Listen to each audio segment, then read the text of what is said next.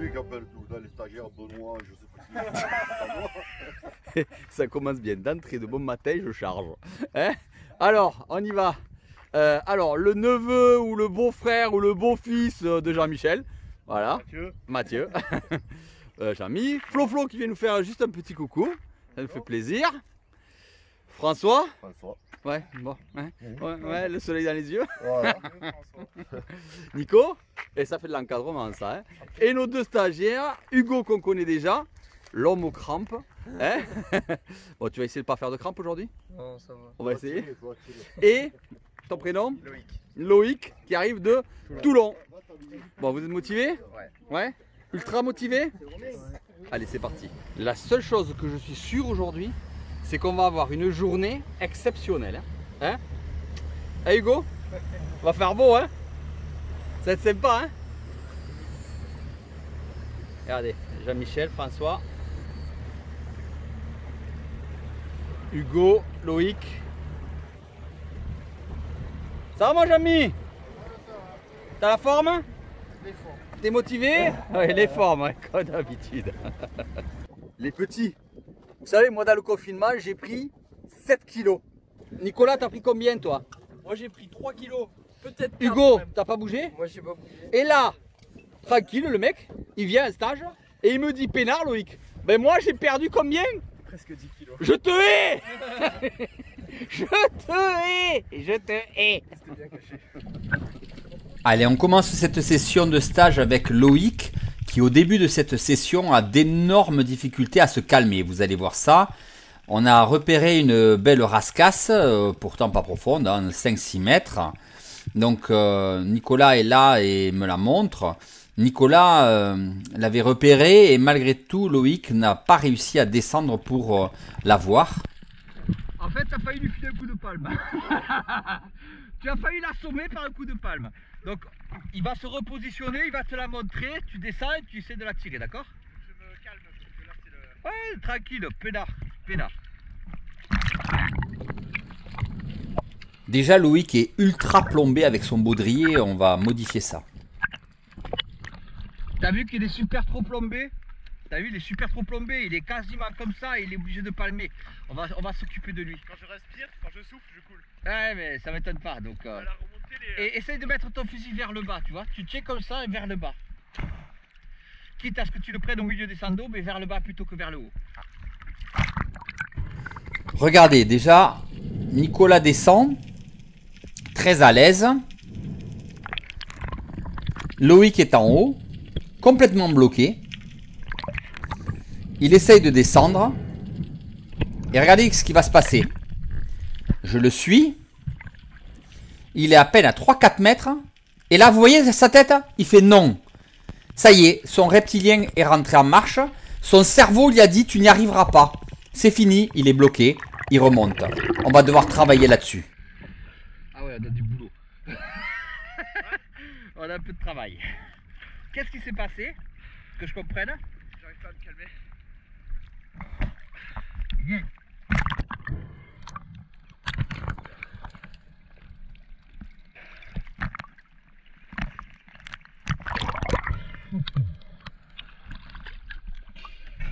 C'est moi qui te tiens et tu vas te calmer avec moi. C'est-à-dire que là, tu n'auras plus besoin de palmer rien.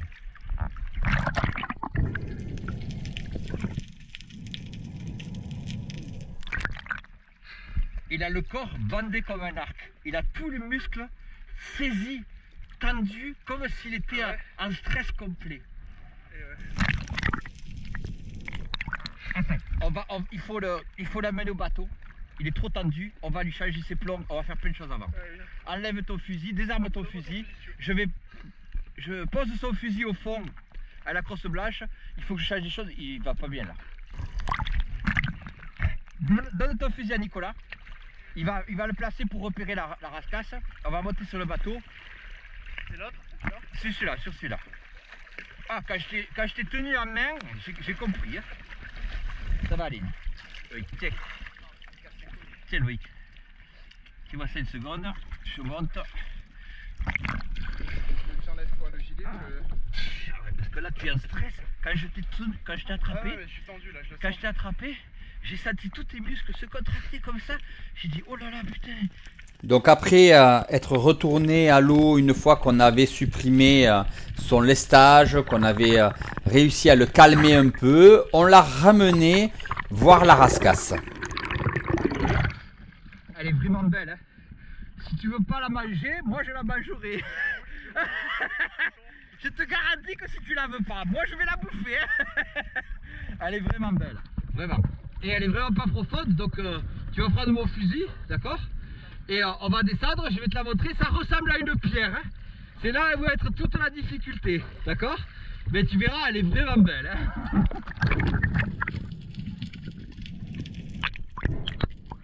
Comment se fait qu'il n'arrive pas à se mettre à l'horizontale, le gamin? Sans plomb, en maillot, je coule. Base. Ah oui, il a encore... Oui, arrête de palmer. Ben, il a encore au moins 2 kilos de trop. T'as encore au moins 2 kilos de trop. Ah ouais, non mais même sans combi, sans rien, je coule tout le temps. Putain, non, ok. Hein? C'est ça les muscles. Non, non, mais ça veut dire qu'on va pouvoir t'enlever encore du plomb. Tant mieux. Ah oui. Moins tu en auras, mieux tu te sentiras. D'accord? Ça nous a vraiment permis de lui faire penser à autre chose, le fait de sortir tous ces plombs comme ça. Et ça lui a permis un peu de se calmer. Vous imaginez qu'il est arrivé, il avait 9 kilos, et à la fin du stage, il pêchera avec moins de 5 kilos, 4 kilos et demi exactement. Comme quoi, hein, la technique, ça fait tout. Allez, maintenant qu'il va mieux, je descends. Et je vais lui montrer le poisson. On va essayer, enfin, de lui faire tirer cette belle rascasse. On aura mis presque 1 heure à lui faire tirer la rascasse. Je la lui montre. Je suis au fond, tranquille. Je la pointe du doigt. Je cherche mon stagiaire, qui n'est toujours pas descendu. Je vois qu'il y a François. Ah ça y est, je le vois descendre. Il va finir par me noyer, hein. Il va me laisser au fond pendant 1 heure. Mais bon, maintenant qu'il a réussi à descendre, je sais qu'il faut que je reste là parce que sinon, il va se déconcentrer. Donc je lui remontre le poisson. Il ne la voit pas. Je m'approche, je la lui remontre. Il pointe le fusil. Et je vois qu'il l'a vu enfin. Et il tire. Je me précipite pour aller la chercher. Elle est prise.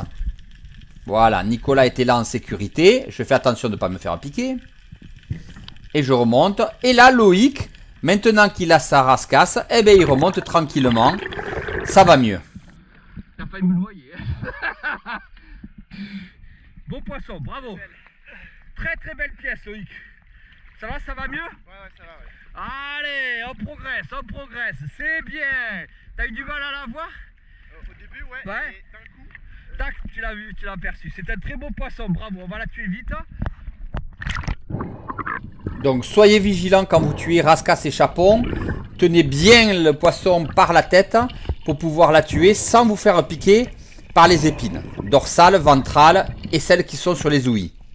Soyez vigilants, hein. Félicitations. Ta première belle rascasse. Qui mérite largement le coup de fusil et qui sera super bonne dans la bouillabaisse. Par contre, je vais aller la poser directement au bateau parce que tu vois, tout ça là, c'est ce qui est venimeux. Mais souvent, on dit fais attention parce qu'on le voit. Mais ce que l'on voit moins, c'est que regarde, tu vois, tu as des épines sur les... Ici, tu vois, sur les ouïes, tu les vois? Tu la vois qui dépasse?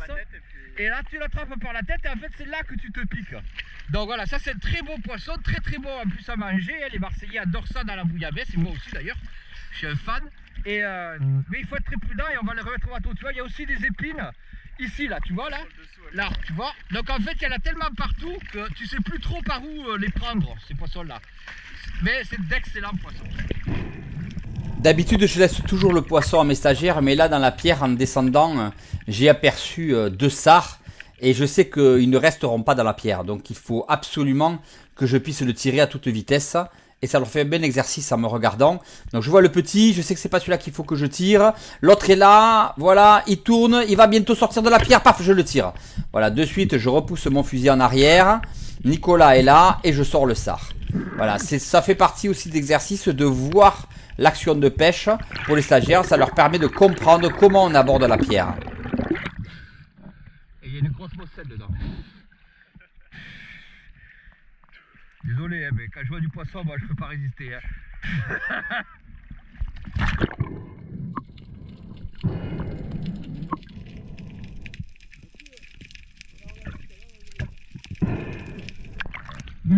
Un sard, il y a eu un sard, un bécofino, une mostelle. Bien le stage, on a déjà 2 beaux poissons. On va pas se plaindre. Hein. On va en profiter, parce que je le fais toujours à la fin, mais c'est pas bien, parce que la réglementation dit qu'il faut le faire dès qu'on monte à bord du bateau.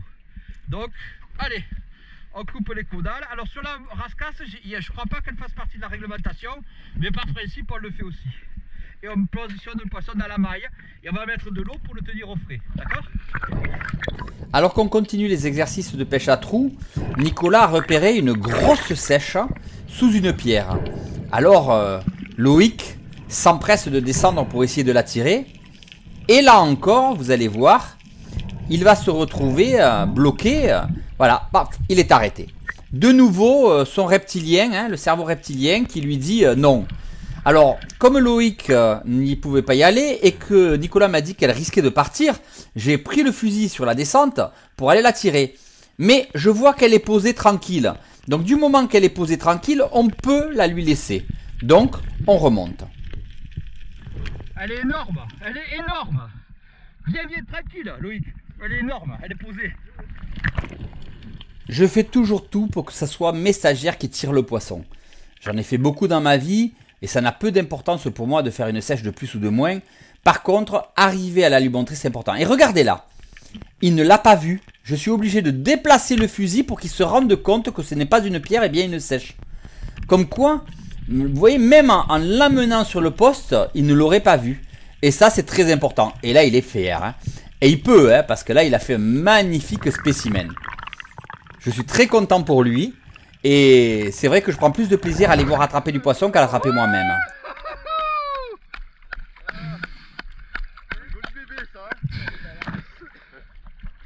Et il la voyait pas, hein, il allait tirer à côté, j'ai pris le fusil, je lui ai poussé le fusil. Il avait cru que c'était une pierre. Magnifique. Oh, Tu m'as fait Hugo. non, Il m'a loupé une grosse burette. non, c'est vrai. Je suis descendu à la Gachon Ouais. et j'arrive en bas, j'avais plus de souffle. Et en remontant, genre, La paroi, ouais. ouais, et ben elle montait. Ah ouais. Je suis arrivé vers elle, elle s'est arrêtée, j'ai vite tiré pour remonter et j'ai loupé. Ah, dommage.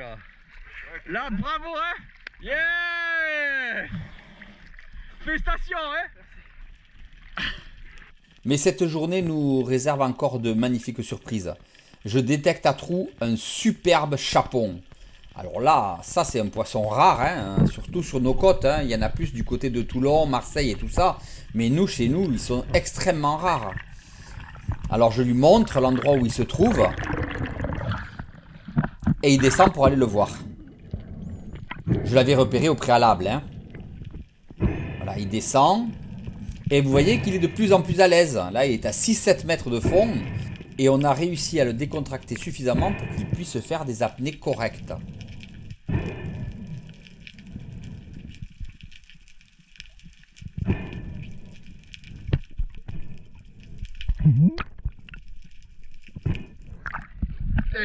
Mais oui, il est bien. Et chaperon, il est comme ça.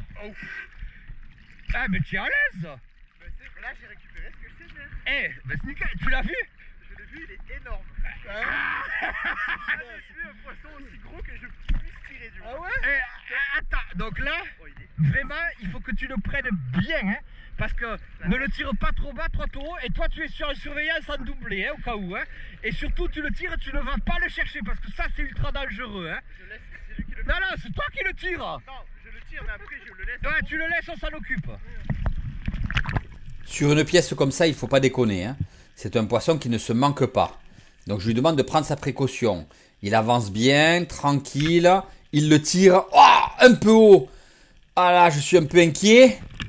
Oh là là, il est juste pris sous la dorsale. Et en plus, il se débat, il va se décrocher. Perdre un poisson comme ça, c'est hors de question. Heureusement, le poisson se calme. Je dis à Nicolas, double-le, double-le. Il s'écarte et il le double pour être sûr de ne pas le perdre. C'est un tellement beau poisson et tellement rare que perdre un poisson comme ça serait pour moi inconcevable. Il a failli le rater. Hein. Ouais, c'est pas grave. Donc là, de suite, il faut tuer le poisson.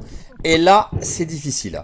Donc, vous voyez, je trappe les doigts dans la bouche du poisson.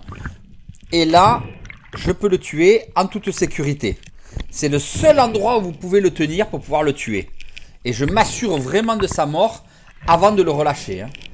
Parce que je peux vous dire que c'est pas un poisson tranquille. Vous vous souvenez quand je m'étais fait piquer l'année dernière. Hein. Tu te rends compte que t'as failli le rater? Je pensais que j'étais plein milieu et quand j'ai vu la Regarde par quoi tu l'as attrapé. flèche, c'est magnifique. Hein. Quand j'ai vu la flèche là où elle s'est mise, j'ai dit il va se barrer. On était là.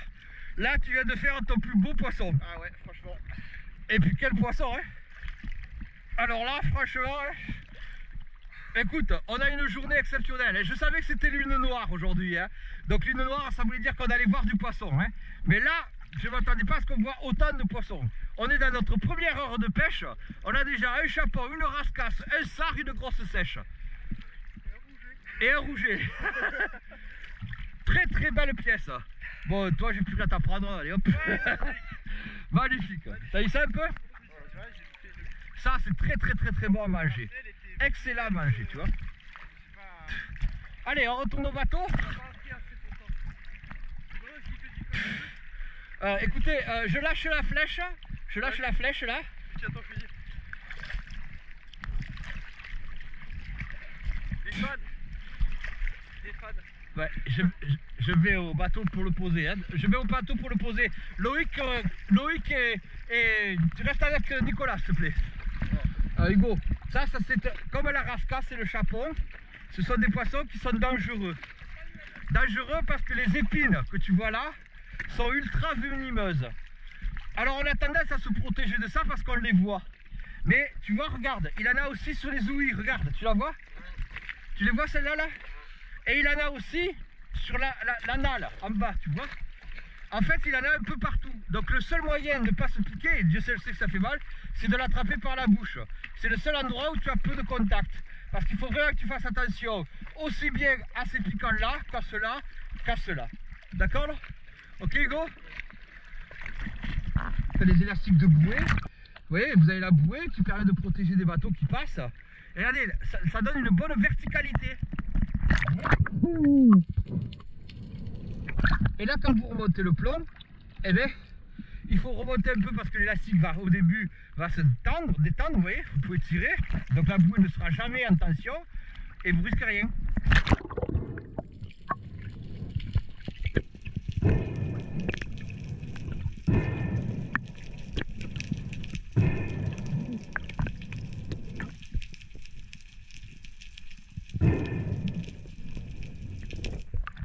Et au bout, une trentaine de centimètres de fil, comme ça, si ça doit frotter sur les cailloux, c'est ça qui frotte. Hein. Voilà, ça c'est l'élastique Dental Spearfishing. Et vous voyez, j'ai mis un très gros diamètre, beaucoup plus gros que la concurrence, pour éviter justement que ça casse.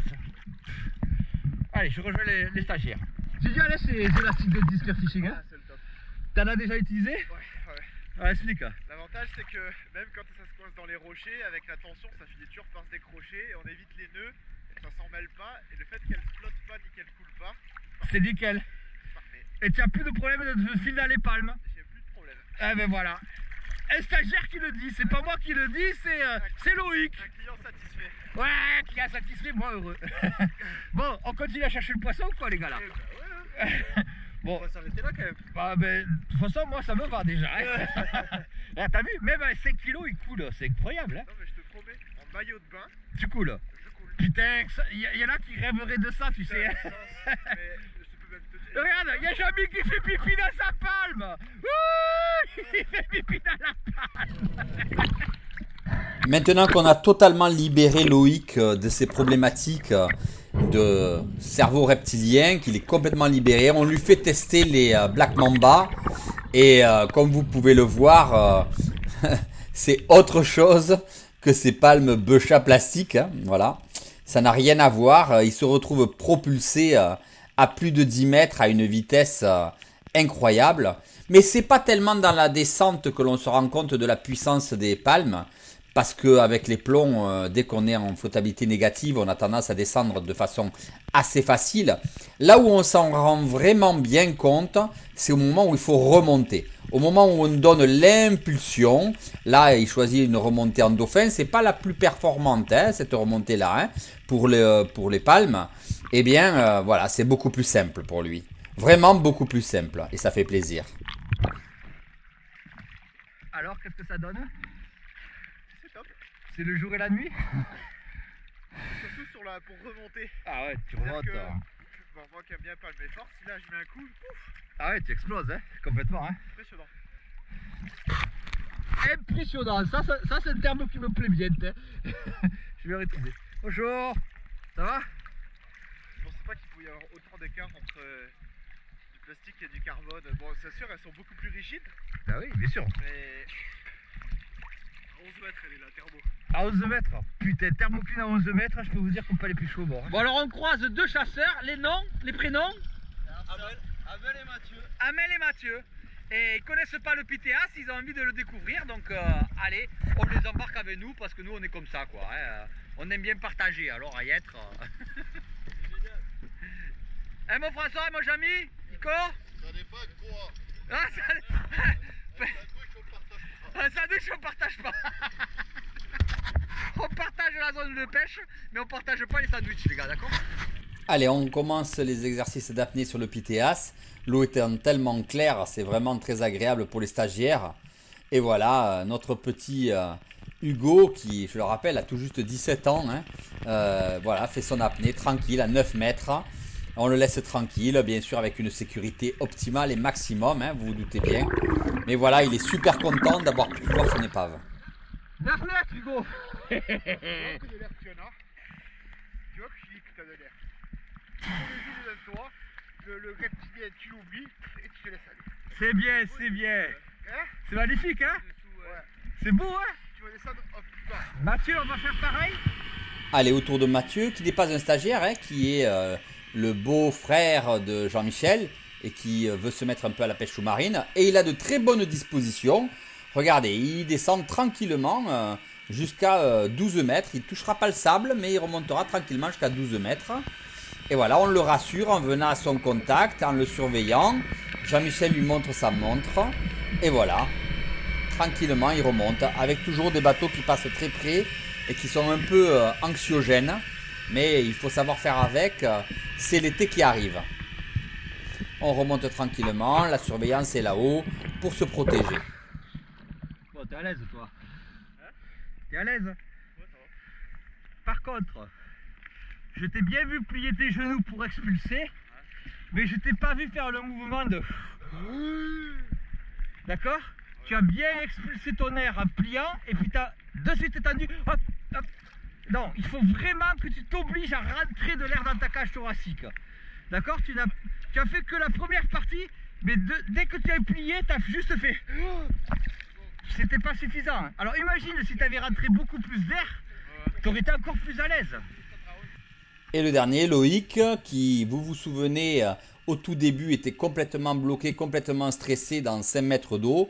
Et bien maintenant, il se balade tranquillement dans l'épave, il va voir les tôles. Je l'intercepte au passage. Alors je l'intercepte volontairement pour l'obliger à rester au fond en fait. Je dis attends, regarde là-bas il y a des poissons, tranquille. Et c'est pour lui faire comprendre qu'il a encore de l'air. Et on arrive à l'amener jusqu'au sable, donc à 14 mètres. On est assez content de nous, il meurt en remontant, donc je me demandais s'il allait avoir un peu peur. Mais non, ça va, ça le dérange pas. Il croise les palmes même de Nicolas, tout va bien.